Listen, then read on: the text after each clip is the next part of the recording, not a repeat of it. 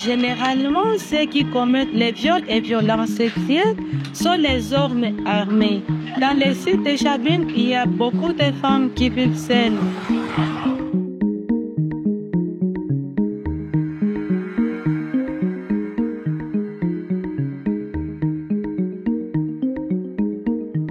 Et il faut savoir que ce sont les femmes qui sont venues sur des déplacés de guerre. Il y a ceux qui vivent seuls puisqu'ils sont veuves. Il y a aussi qui vivent seuls puisque leurs maris ont enrôlé les groupes pour les forces armées. Il y a d'autres femmes qui vivent seules puisque quand il y a eu la guerre, chacun est parti dans son coin, le mari à part et la maman à part.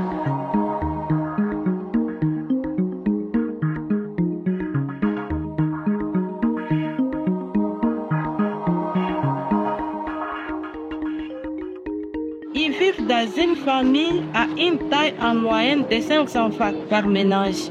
Il n'y a pas aussi des écoles et des activités génératrices de revenus dans les camps.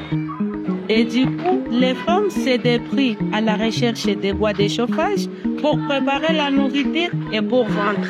Certaines violences sexuelles et viols s'observent surtout dans les champs, au niveau de la forêt, et il y a d'autres qui se font voir même dans les sites.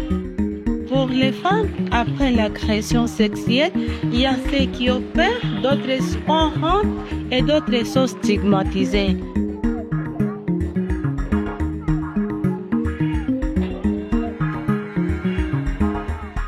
MC donne des prises en charge ci-après survivants des violences sexuelles, notamment la prévention des VIH, les IST et la prévention de la grossesse indésirable, mais aussi donne aussi les vaccins contre le tétanos et l'hépatite B, mais aussi la prise en charge psychologique.